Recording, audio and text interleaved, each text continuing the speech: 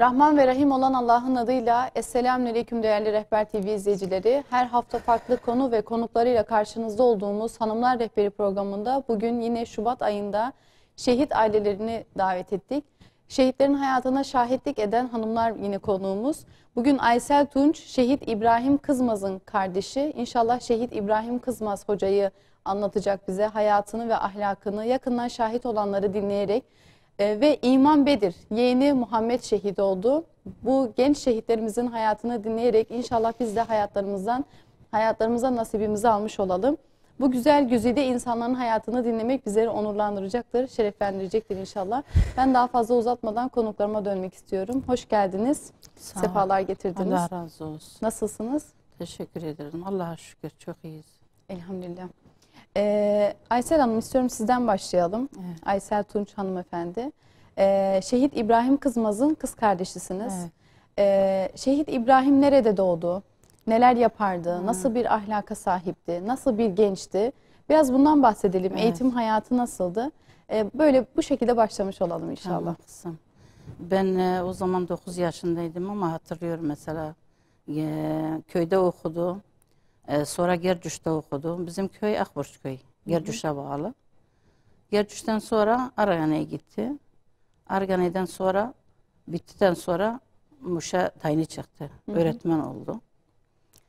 2 sene orada kaldı. Sonra evlendi. Annemle büyük ablam yanındaydı. 7 sene orada kaldı. 7 sene sonra şeye geldi. Nisebi'ne geldi. Evet. Nisebi'nin köyü Tilminari. Orada 7 sene kaldı. Ondan sonra hem öğretmenlik yapıyor, hem orada muhtarlık verdiler. Ahlakı çok güzel diye ders veriyordu çocuklara. Hem Kur'an dersi hem öğretmendi. Orada 7 sene kaldı. Bir de hoca getirmişti Irak'tan. Evet. Arapça ders veriyor. O da Türkçe veriyordu. Yani herkese böyle ders veriyordu. Ahlakı çok güzel. Mesela Müslümanlığı çok söylüyordu. 7 yıldan sonra Nisebi'ne geldik. Evet. Orada da kaldı işte. Orada şey vardı, kırtiyası vardı. Hep ders veriyordu. Hem öğretmen dersi veriyor hem de Kur'an dersi veriyordu. Evet. Sonra uyardılar onu mesela. Sen niye ders veriyorsun mesela bu çocuklara? İstemediler dışarıdakiler yani. Evet. O dedi Allah'ın yolundadır yani. Ben hiç geri dönemem. Yani ben Allah için kendimi feda edeceğim. 7 yıldan sonra çocuğu yoktu. Evet. Anılarımız var böyle söyleyeyim mi? Onu sırayla alalım inşallah. Ben İman Hanım'ın da yeğeninden bahsetmek istiyorum biraz. Böyle nerede doğdu, nasıl bir eğitime sahipti, neler yapardı genç yaşta. Evet. Yeğeniniz Şehit Muhammed nasıl bir gençti, neler yapardı, nerede doğdu? Bunlardan biraz bahsedelim istiyoruz. Aslında subhanallah Allah Celle Celal şehidin seçiyor. Evet. Medine Münevvere'den doğurdu. Hac zamanı. Babası haçta. Annesi doğum. 3. gün Mine'de o zaman. Evet. Hac zamanı. Sonra babası rahmetli oldu. Yetim yaşadı. Evet. Sonra ablam Suriye, İdlib memleketi. Şehit günü beni telefon aradı. Ablam neden beni tebrik etmediniz? Ben dedim ne var tebrik etmek için ki? Diyor Facebook'ta okumadınız mı? Bakmadınız mı? Hayır. Yorgun geldim. Uyudum. Saat 12.30 telefon aradı. İman ben şehidin annesi oldum.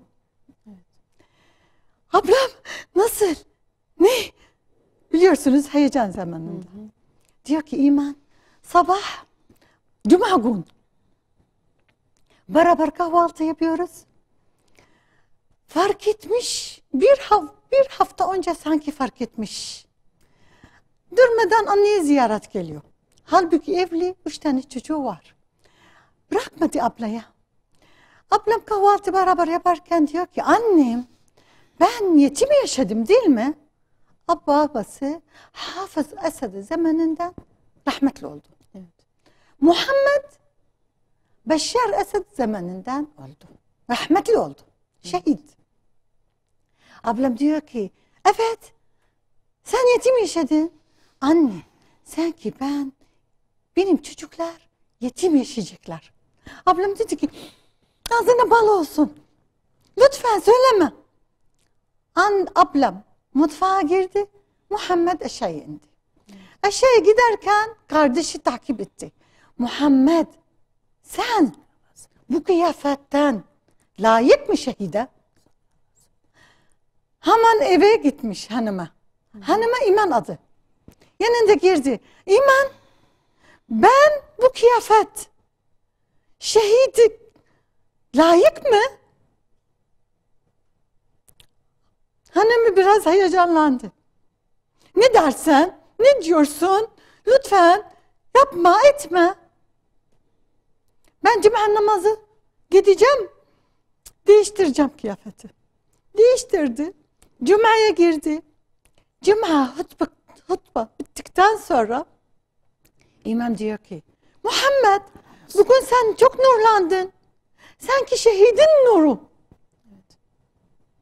Sonra telefon aradı arkadaşı. Ben şimdi getireceğim oğlan yemeği. Falafel. Biliyorsunuz falafel. Çok ucuz hem ucuz hem tokluk hissediyor. Hem gençlik biraz enerji veriyor. Evet. Ben şimdi falafel getireceğim. Kaç tane? Kaç genç var? Onun kardeşi beraber. Arkadaşlar diyor ki, getirme. Şimdi uçak sesi çok var. Hayır, getireceğim. Lütfen Muhammed gelme. Getireceğim. Kardeşi var. Kardeşi İbrahim benden daha değer değil. Sandviç, falafel aldı. Sipariş aldı. Giderken telefon arıyorlar. Gelme. Muhammed gelme. Geleceğim. İbrahim benden daha değer değil. Uçak. Hem ne söyledi? Ablam fark etti. Ablam ikindi namazı kılıyor o zaman. Diyor ki, uçak sesi duyduğu zaman, Allah'ım ya Rab, annenin ciğeri yakma. Ama bir şarapnel sesi duydu. Tozlu bırak. Allah'ım ya Rab, annenin ciğeri yaktığınızda ben sabır var. Ablam diyor ki, yemin ediyorum 2 genç geldi. Bir tane yaralı, bir tane şehit. Ama şehit Muhammed geldiği zaman şükür secde ettim. Sabır geldi. Ben İHA'da 4 genç trafik kazası çok ağladım. İnsanlar diyorlar ki İman abla ağlıyor rol yapmak için. Neden o kadar ağlamadı? Ben dedim yavrularım. Anneler, bütün insanlar dua ediyorlar. Sabır geliyor zaten. Anam bana zavallı kadın. Beni kimse dua ettiği için 1 milyon şehidin memleketi. Rabbim sabrınızı Allah artırsın sabır inşallah. versin. Amin. Annelerin sabrı artırsın. İnşallah. Aysel Hanım, peki şehidin ahlakı ve yaşantısı nasıldı? Hayatını nasıl idame ederdi? Nelere dikkat ederdi? Biraz bunlara değinmek istiyoruz. Yani şehit derken sadece tevafuken ya da bir sinirle öldürülmüş birinden bahsetmiyoruz. Biraz Evet. önce İman Hanım'ın da bahsettiği gibi Evet. Allah tarafından seçilmiş, seçkin kişiler şehit olmaya, o makama layık insanlar olurlar. Ve hayatlarını da şehit gibi yaşayan insanlar. Gerçekten onlara hayatıyla da benzeyen insanların şehit olduğunu, Allah Teala tarafından bilhassa seçildiğini, o makama layık görüldüğünü bizler şahit oluyoruz. Şehit İbrahim Hoca'nın, Kızmaz Hoca'nın nasıl bir yaşantısı vardı? Nasıl bir ahlaka sahipti? Nelere dikkat ederdi? Biraz bunları anlatın istiyoruz. Tamam. Ahlakı çok güzel kızım. Hep insanlara söylüyordu mesela, uyarıyordu mesela. İyi olun, namazınızı kılın, Allah'ın yolunda olun. Hep söylüyordu. Evet. Mesela sokağa girdiği zaman bütün çocuklar o kadar seviyordu onu, dedim ya, çocukları yoktu. Ama insanları da çok seviyordu mesela, hep söylüyordu yani. İyi olun, mesela doğduğu zaman güzel isim koyun. Yani hep söylüyordu böyle, ahlakı çok güzel olduğu için. Evet. İnsanlar böyle ya, yaşamı. Mesela her zaman diyor, bak bir şey olduğu zaman hayatta gelmeyin mesela. Ben şehit olduğum zaman gelmeyin diyor. Yani böyle o kadar uyarıyordu bizi yani mesela. Yani içine Adam- daha öncesine doğuyor Evet, şehit evet olacağı. doğuyor mesela. Yani hayatı bellidir mesela, diyor ya yapma, niye yapıyorsun mesela, niye ders veriyorsun mesela, Kur'an dersi veriyorsun, anladık. Şeyde Kırtasiye'de de veriyordu ya Kur'an dersi, hem de öğretmenlik yapıyordu. Bir kız da şehit oldu onunla. Elindeyken okuldan çıktığı zaman şehit ettiler ya, o kız da şehit oldu. Evet. Yani ahlakı çok güzeldi. Demek Allah şehitlik herkese vermiyor kızım. Evet. Layık olanlara veriyor. Evet. O kadar mücadele etti dedim. O kadar uyardılar onu. Dedi Allah'ın yolunda dönmüyorum ben. Yani çok genç yaşlarda çok tehdit de alıyor aslında evet, şehit İbrahim evet. kızımız. Yani neden Kur'an dersi Akrabalar verdiğine dair. konuşmuyordu. Şehit olduğu zaman gelmediler. Yani korkudan mesela. Yani sen bu yoldan gittin, biz de gideceğiz. Allah'ın izniyle biz kardeş hepimiz oradaydık yani. Kimseden korkumuz yoksa Allah'tan başka.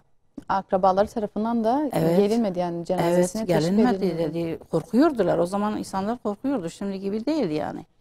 Böyle bir coğrafyadan bahsediyoruz. Evet, Doğudan evet. bahsediyoruz o zaman Yani o da. zaman imamlar da öğretmenler de çok şeydi yani, sıktı orası yani o taraf. İşte 3 ayların başı mesela dedim, bir hafta kala yılbaşı söylediler ona, bu yolundan dön dedi, yolundan dönmüyorum. Ben Allah'ın yolundayım yani. Ne istiyorsanız yapın. Ondan sonra bomba attılar evine. Evet. Evi yıkıldı yani, hep bir şey o kalmadı, camlar, kapıları. Sonra dedi Allah'a şükür ben yine bir şey olmadı. Dedi bak yine şehit ederiz Tehdit seni. ediyorlar aslında. Evet, tehdit Gözdağı ediyorlar vermeye mesela. çalışıyorlar. Dedi ne yapıyorsanız yapın. Peki siz biraz önce program başlamadan önce yardım çalışmalarından bahsetmiştiniz. Biraz da ona değinmek istiyorum. O zaman bu Saddam'ın şeyi vardı. Halepçe katliamı. Halepçe katliamı, peşmergeler çok gelmişti yani Türkiye'ye. Bütün her şeyini verdi yani. Böyle çok yardım seviyordu yani mesela. Diyorum ya, hiç ne ev yaptı kendine, maaşı mesela misafirlere verirdi, insanlara verirdi. Hep yardım ediyordu yani. Yani hem öğretmenlik yapıyordu, Evet. hem kırtasiyesi vardı, Hem çalışması vardı. hem çalışması vardı ama Hem bir de- evi de yoktu. Yok. Hem dükkanı vardı. Her yerden çalışıyor ama bir şey yok yani. Dağıtıyor yani. Yani dünyaya karşı bir çalışması yoktu Yok. maddi anlamda. Evet. Ahiretine yatırım yapmış aslında İnşallah bak, tamamen. inşallah olur kızım. Rabbi İnşallah. halbe- Evet. Peki İman Hanım, şehit Muhammed'in hayatına dönecek olursak nasıl bir yaşantısı vardı? Ailesiyle ilişkisi nasıldı? Biraz buna değinelim istiyoruz. Çok çok ahlaki, güzel, namazlı, abdestli, merhametli, şefkatli, hanımı o kadar seviyor ki, anneyi çok seviyor. Özellikle en son ay. En son ay abla diyor ki beni bırakmıyor. Durmadan benim yanında geliyor. Durmadan anne ne istiyorsun? Ne ihtiyaç var? Anneyi elinden, ayaklar altından öpüyor. Biliyor demek. Şehit olacak. Çok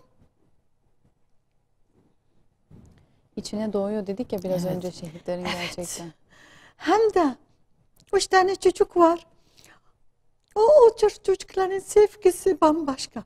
O yetim yaşadığı için Evet. sanki fark ediyor.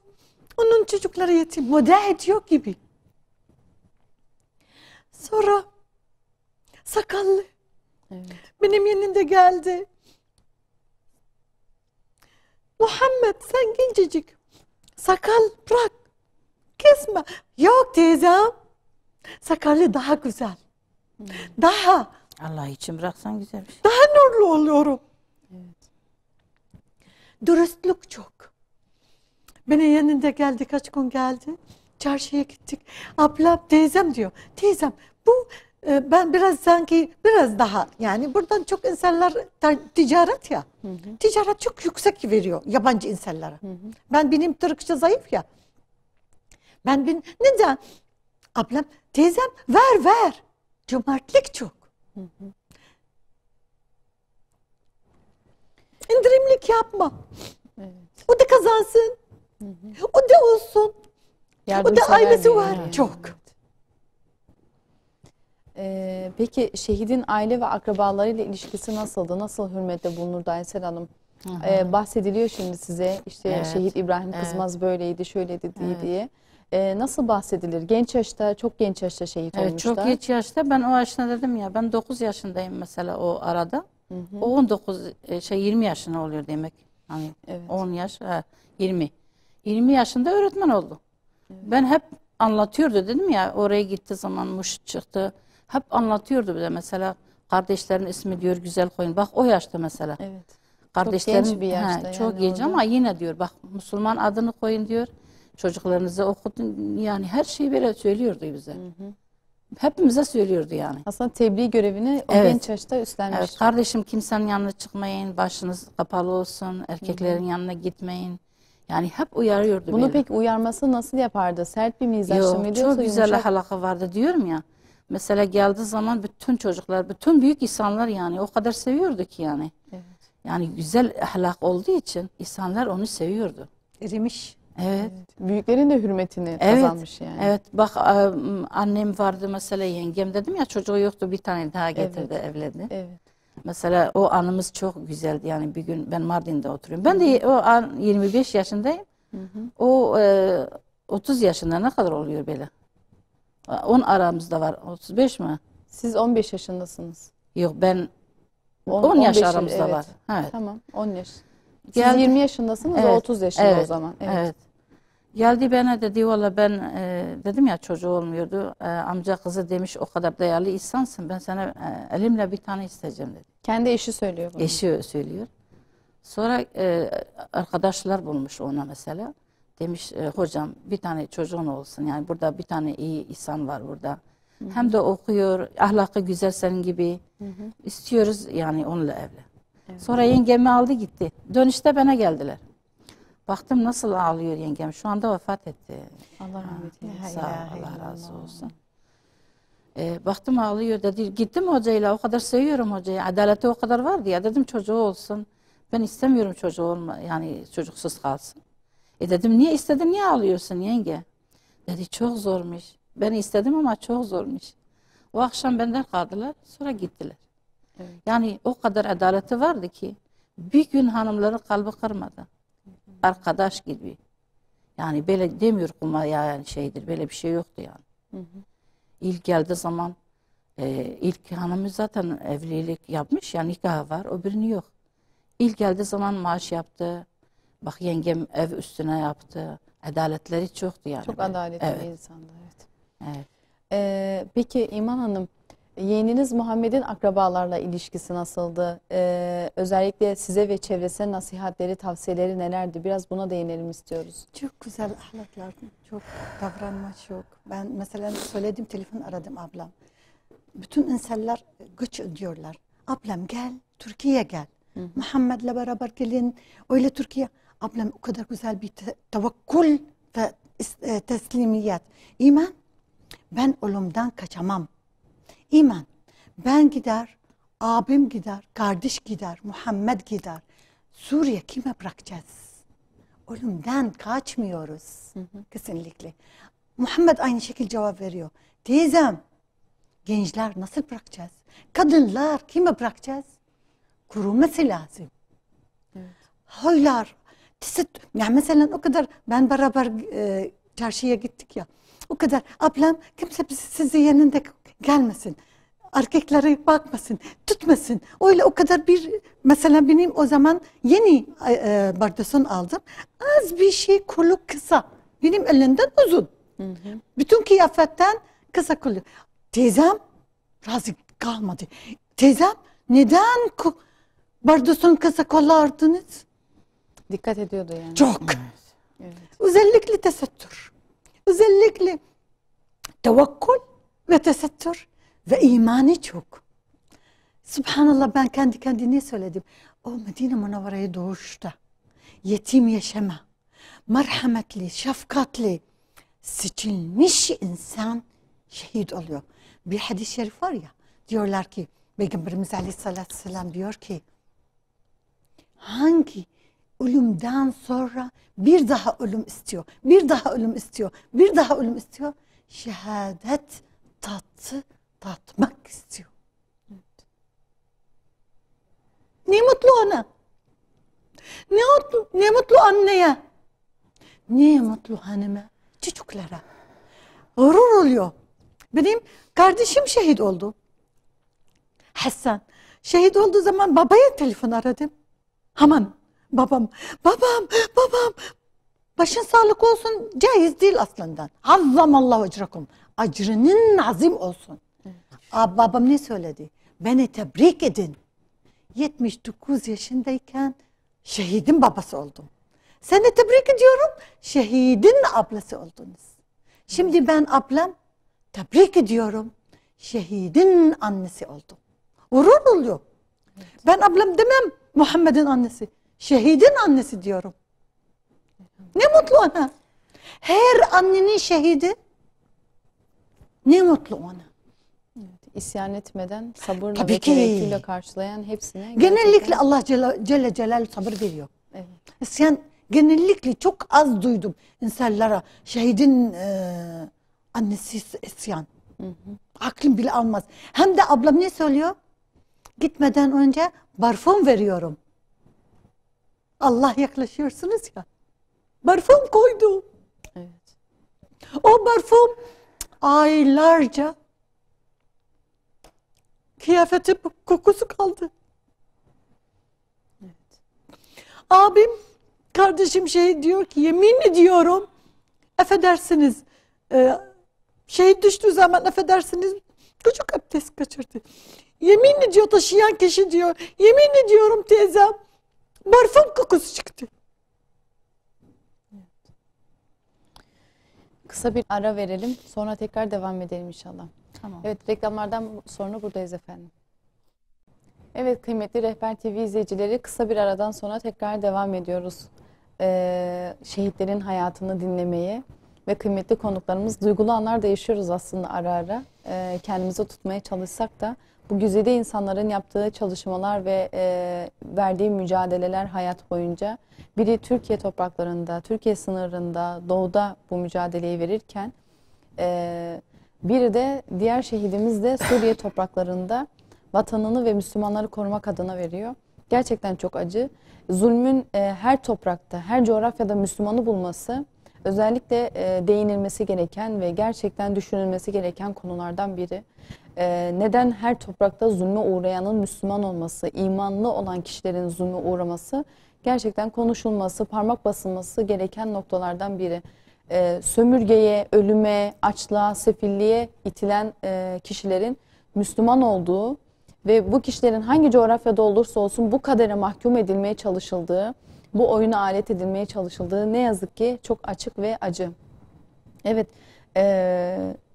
yine doğuda şehit olan şehit İbrahim Kızmaz'ın hayatıyla devam edelim. Neden bu hayatlarını işliyoruz? Belki bir nebze de olsa bizim hayatımızı etki eder, bizim hayatımıza yön verir. Belki bizim gözden kaçırdığımız, dikkat etmediğimiz hususları onların hayatından dinleyerek, şehidin hayatından dinleyerek bizler örneklik teşkil edebiliriz kendi hayatımıza.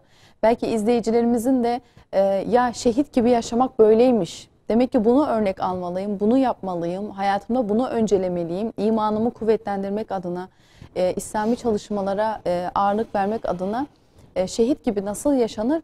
Aslında buna değinmeye çalışıyoruz. Evet. Şehit olunmasa da şehit gibi nasıl yaşanır? Meselemiz bu aslında. Evet, devam edecek olursak şehidin özellikle size ve çevresine nasihatleri nasıldı, çalışmaları nasıldı? Bundan başlamıştık. Şehit İbrahim Kızmaz'ın çalışmaları nasıldı? Nelere dikkat ederdi? Biraz bunu konuşalım Aysel Hanım. Çalışması çok güzel kızım, diyorum ya, hep köylere gidiyordu, hep etrafına, herkese söylüyordu yani böyle. Tehdit aldığı halde köy köy geziyordu yani çalışmalarında. Yani Allah için çalışıyordu. Yani herkes de söylüyor onu ama o yine yapıyor yani. Evet. Köye gidiyor diyorum, Mardin'e geliyordu, bana geliyordu mesela, evime geliyordu. Sabaha kadar bütün yani toplum geliyordu, evde sohbet yapıyordu. Yani her yere gittiği yere sohbet yapıyor yani. İbadetleri nasıldı peki Aysel Hanım? İbadetleri çok güzel kızım. Sabaha kadar yatamıyordu. Evet. Hep çalışıyordu. Sabah yengem diyor kalkıyorum, bakın masada uyumuş böyle. O kadar çalışıyordu. Evet. Sabah namazı kılıyoruz, sonra diyor bir daha şey yapmıyor yani. Yeni uyuyor yani. Sabaha kadar çalışma. Subhanallah. Hem gündüz öğretmendir zaten. Hem ders veriyor, Kur'an dersi, hem öğretmenlik dersi. Ama akşam da diyor her zaman okuyor yani. Evet. Evet. Peki kendi ailesine karşı, eşine, sizlere karşı muhabbeti nasıldı? Ya çok iyiydi diyorum ya, ondan tutamıyorum kendimi. O kadar iyi davranıyordu ki. Kendini aslında Mesela- tüm çevresini sevdirmiş. Herkesi. Mesela biri hasta olsa mesela hasta oldum, hastaneye gittim, kucağıma aldı.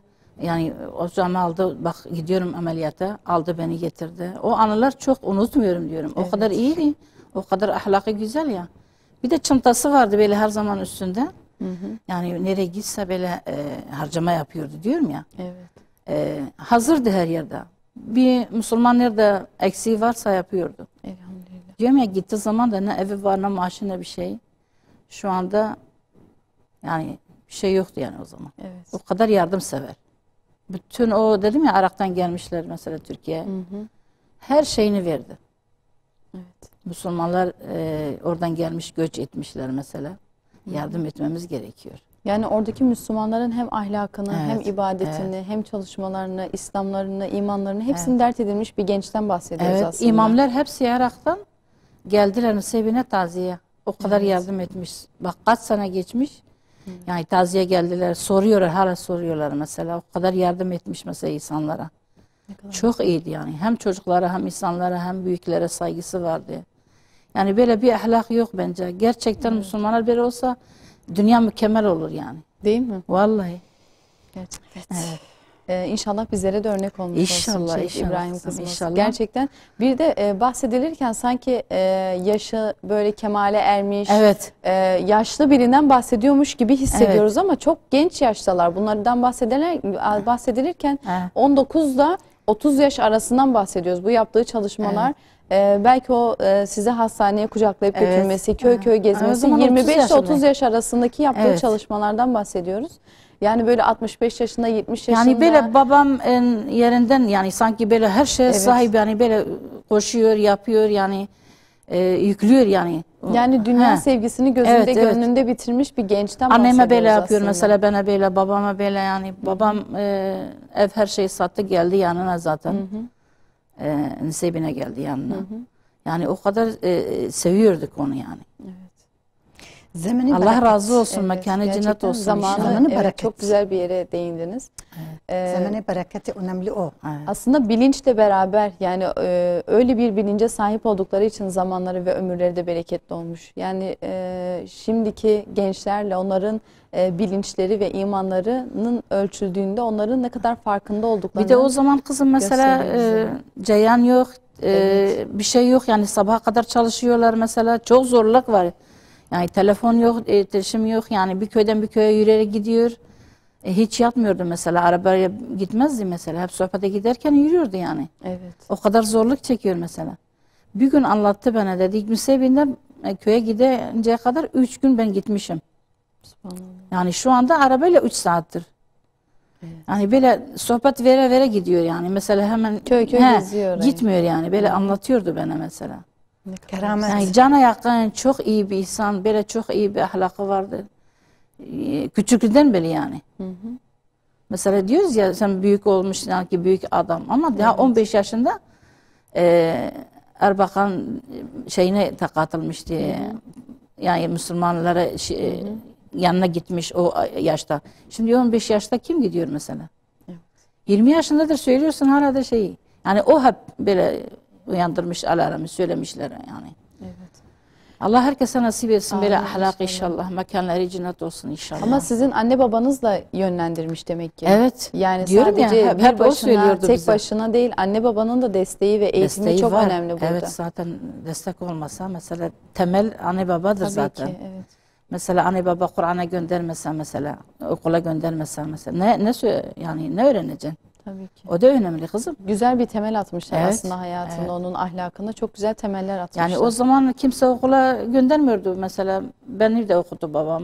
Yani çocukları gönderiyordu mesela. Hep karşıdılar ya, okula gitmeyin mesela. Kur'an okumayın mesela. Ama gönderiyordu yani. Evet. O güzel bir ahlak yani. Temel güzel olursa her şey güzel olur inşallah. Evet. Diyoruz ya, ev okuldur kızım.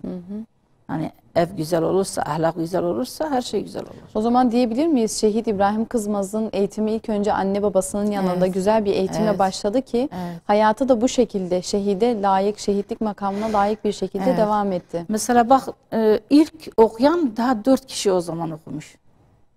Yani bak o kadar insan var mesela 4 kişi okumuş o zaman. Evet.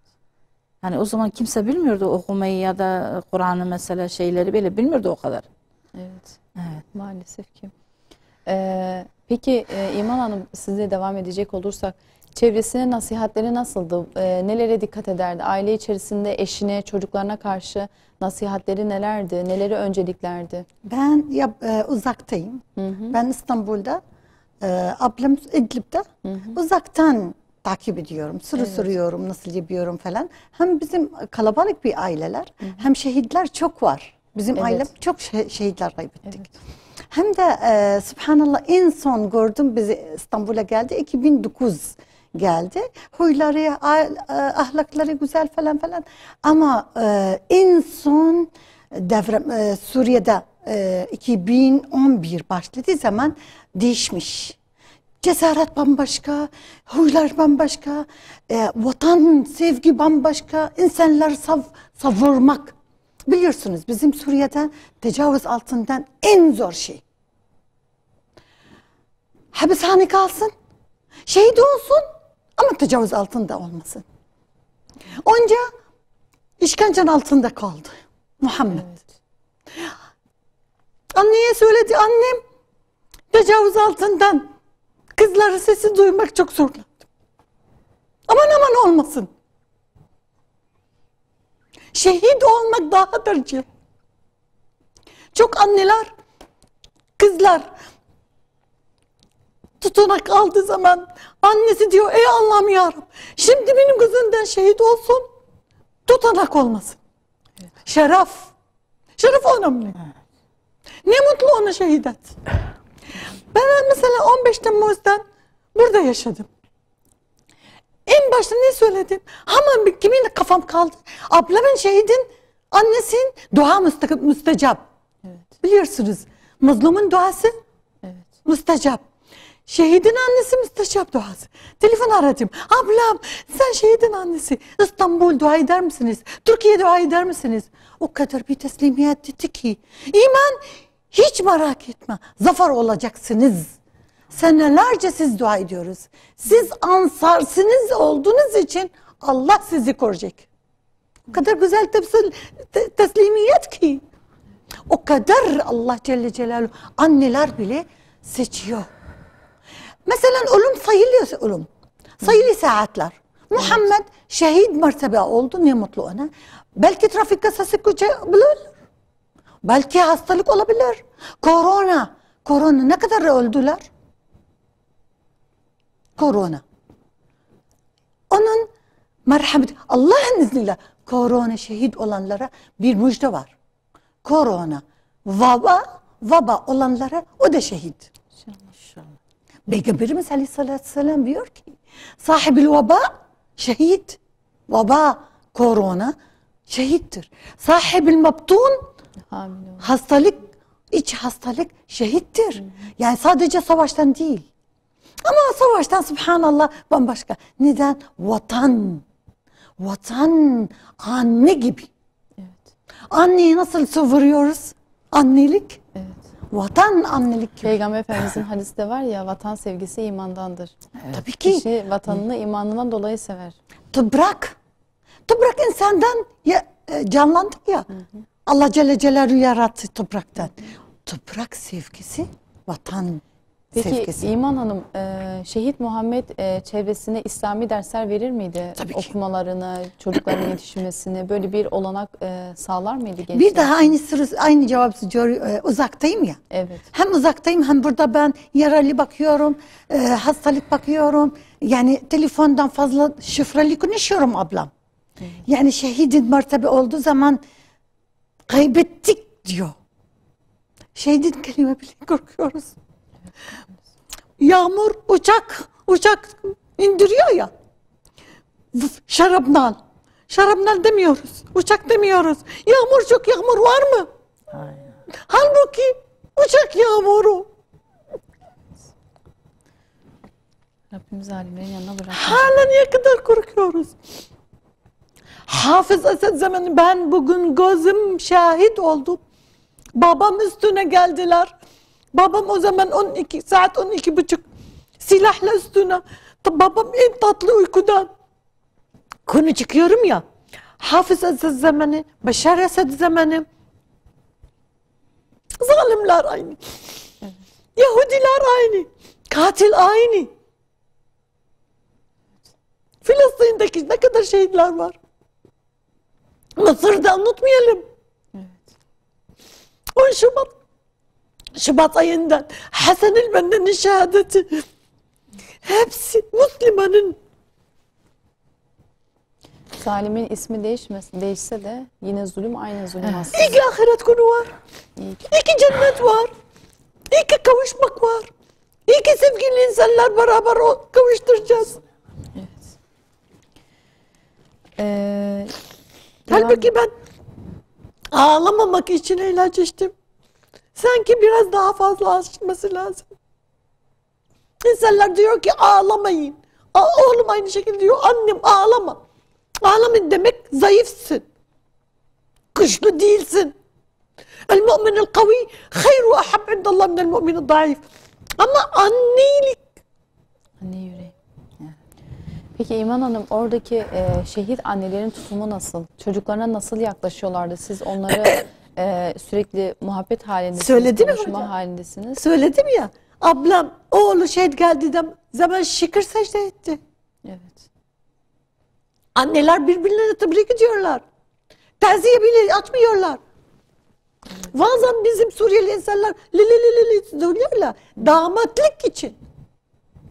Tebrik ediyorlar. Evet. Ne mutlu beni. Gurur oluyorlar. Şehidin annesi geldi. Şimdi ben şimdiye kadar adıyı söylemem. Ablam. Şehidin ablam. Evet. Ne mutlu.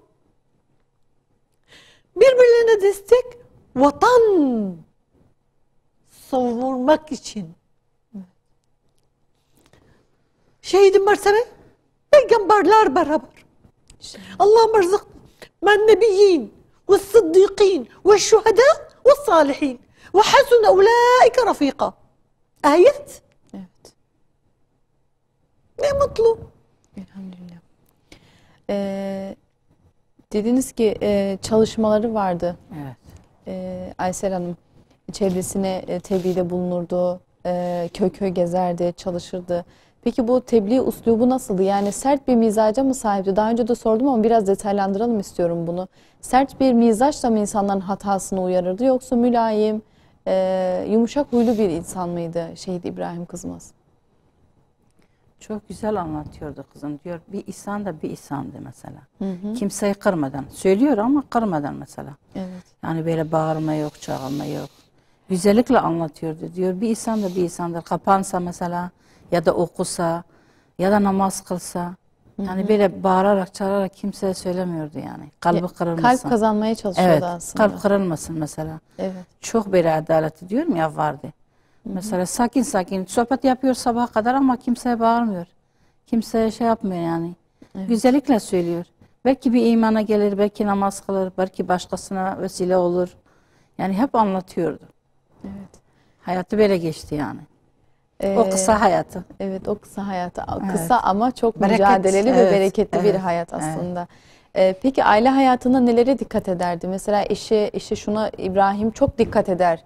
İşte şuna çok kızar, bunu yapmayın dediği şeyler olur muydu? Aile hayatıdır mesela. Mesela diyorum ya biri geldiği zaman yanına gitmeyin mesela. Evet.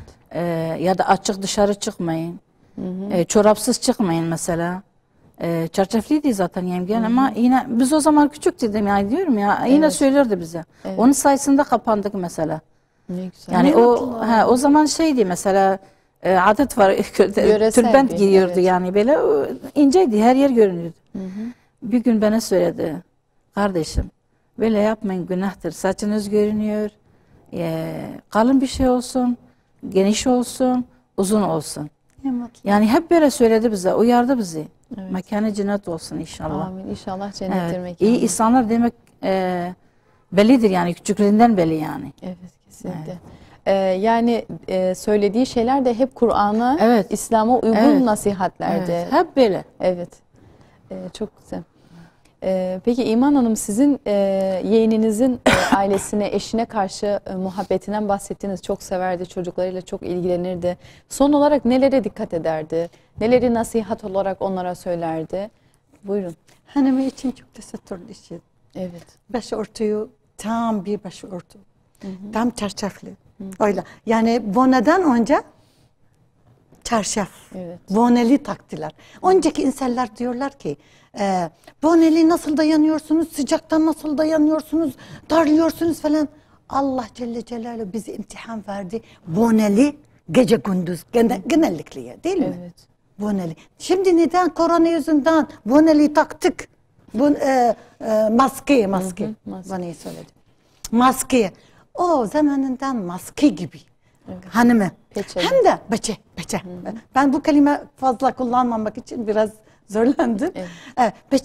Peçeli olsun, makyaj olmasın. Aman. Aman parfüm olmasın. Çok kızar. Evet. Peygamberimiz Aleyhisselatü Vesselam dikkat hadis-i şerif. Olmaz parfüm. Caiz değil. Doğru. Şimdi o topuk. Aman hayır. Her zaman tartışmaya diyorlar topuk olmasın. Sanki bir yastık takıyorlar. Caiz değil kızım. Evet. Birkaç sefer söyledim. Kızım Peygamberimiz Aleyhisselatü Vesselam benzetti. Deve gibi benzetti. Deve hörgücünü benzetti. Diyor ne söyledi bir bayan dışarıda? Beyim yetmiyor mu? Peygamberimiz Aleyhisselatü Vesselam söyledi. Aynı şekilde şehit Muhammed hanımı hayır tabuk takmayacaksınız. Benim yanında geleceksiniz tabuk takmayacaksınız. Evet. Çarşıdan tartıştım. Ne söyledi? Ben takacağım dedi. Tamam kızım yastık yetmiyor yorgan tak. Öyle olmaz. Beyin sözü dinlemesi lazım. Peygamberimiz Aleyhisselatü Vesselam dinlemesi lazım. Hem de bilim adam gelmiş, yabancı Avrupa'dan gelmişler. Ben biraz az bir şey çıkıyorum da. Neden? Biraz insanlar sıkılmasın. Bir bilim adam geldi Türkiye diyorlar Allah Allah genellikle beyanlar beyinden bir özürlü gibi ama erkekler yok. Takip etmişler abdesthaneye bakmışlar kızlar öyle bir şey çıkarıyorlar. Topuz caiz değil. Evet, caiz değil. Ne zannetmiş bilim adam? Özürlü yani beyinden öyle çıkmış. Evet. Olmaz. Aysel Hanım, biz İman Hanım'ın yeğeninin şehit hikayesini dinledik. O anıyı bize anlattı. Şehit İbrahim Kızmaz nasıl şehit oldu? Son birkaç dakikam var. Nasıl şehit edildiğini de dinlemek isteriz size. Biraz zor olacak ama dilinizin döndüğünce dinlemek isteriz. Hatırlayacaksınız. Bu şey dedim ya, bir hafta önce kızım uyardılar da onu. Biz sana söylüyoruz ders verme, yine veriyorsun. Sana diyoruz öğretmenlik yapma, yine yapıyorsunuz. Ondan sonra bomba attılar evine. Evet. Ev yıkıldı. Sonra 3 ayların başı pazartesi günü. Babam hep yanında, annem yanında, o yanında yani oraya gittiler, ev sattılar, gittiler yanına. O gün bir tane vefat etti bizim köyde. Yani yanında hep bakıyorlar yani bir şey olmasın. Evet. O gün hepsi köye gittiler. Akraba vefat etti ya. Onlar da fırsat buldu. Yani kimse yok. PKK'dan bahsediyoruz. Evet, kimse yok. Bakmışlar tek başına kalmış. 3 ayların başı kızım. Okula gitmişler. Annem de dedi, dedim ya korkuyor mesela. Hoca diyor gelmeyin. Bak şehit de olsam gelmeyin diyor. Annem diyor gittim kızım diyor. Bekledim. Saat normalde 1'de çıkıyor. 12.30'da çıkmış. Korkudan dedi geldim hemen. Dedim beni görse hemen kızar bana. Merdivene yetiştim kızım diyor. Silah sesi geldi. Evet. Öyle. Yani okulda şehit edildi. Okulda şehit ettiler. Bir kız da şehit oldu onunla. Elim yolu. Evet. Evet. Çok gerçekten duygulu bir program oldu. Bizim için de sizin için de. Ama biz bu kıymetli insanların, kıymetli şehitlerin hayatını konuşmazsak maalesef ki televizyonlarımızda örnek olunmayacak cahil insanların ve gerçekten gençleri bozan, aileleri dağıtan kişilerin hayatları anlatılacak ve onlar örneklik teşkil edecekler. Biz inanıyoruz ki ne kadar şehitlik makamına ulaşmış insanların hayatı anlatılırsa inşallah insanlarımıza da o kadar örneklik teşkil edecektir. İnşallah. Bu inançtayız ve program olarak da, kanal olarak da gerçekten Allah rızası için, İslam dini için mücadele eden ve gerçekten canını bu yolda veren insanların hayatının konuşulmasını çok kıymetli buluyoruz. Allah Geldiğiniz razı için, bu duygulu anları burada yaşadığınız için, programa çıkmaya kabul ettiğiniz için ikinize de çok teşekkür ediyoruz. Rabbim hayrınızı kabul etsin. olsun. Kızım, Allah Dileriz razı olsun. izleyenlerimize de bize de çok katkısı ve faydası olacaktır. İnşallah. Rabbim hayrınızı kabul etsin. Sağ ol kızım, Allah razı olsun. Sadaka cariye olsun. İnşallah Her sadakaya bir cariye olsun. İnşallah Müslümanlar uyanır onların sayesinde. İnşallah o yolundan gider. Evet. İnsan şehitlik çok güzel bir şey yani. Allah herkese versin. Ölüm Allah'a olacak, şükür. olacak. Allah'a şehit. inanıyoruz, imanımız var. Şehit de olsak Allah'ın yolundan dönmeyeceğiz Allah'ın izniyle. Bizi böyle öğretti. Evet. Allah'a şükür çocuklarımız da hepsi böyle. Elhamdülillah. Allah herkesi uyandırsın böyle. Herkese Amin nasip inşallah. etsin inşallah. Eğer ne kadar çok konuşursak şehitleri, ne kadar çok onlara bitmiyor zaten. değinirsek o kadar inşallah örneklik artacaktır ve İslam davasına sahip çıkanların da sayısı artacaktır. İnşallah. Rabbim sayılarımızı, Müslümanların sayısını artırsın ve birlik, Amin. beraberlik bizlere Amin. nasip etsin. Bu duayla kapatmış olalım. Firdevs âli makamı olsun. Hep beraber olsun. Peygamberimiz Aleyhisselatü Vesselam diyor ki cennet istediğin zaman normal cennet istemeyin. Evet. Firdevs âli olsun. İnşallah. Şehitler merteben şimdi Firdevs İnşallah âli. layık oluruz. Cennet İnşallah. nasip olur bize. İnşallah. Çok sağ olun. Allah Çok razı teşekkür olsun. ediyorum. Seni de üzdük. Kusura Dilinize bakmayın. sağlık. Allah razı olsun. razı İnşallah olsun. tekrar başka bir programda görüşmek dileğiyle diyelim. Evet değerli Rehber TV izleyicileri, bugün de programımızın sonuna geldik. Bizim için duygu dolu bir program oldu. Hem katılımcılarımız için hem benim için. Dileriz izleyenlerimiz de hayatlarına dersler ve ibretler çıkarabilirler bu programdan. Duamız ve çalışmamız bu yöndedir. Sizleri emanetçilerin en güzeli olan Rahman'a emanet ediyoruz.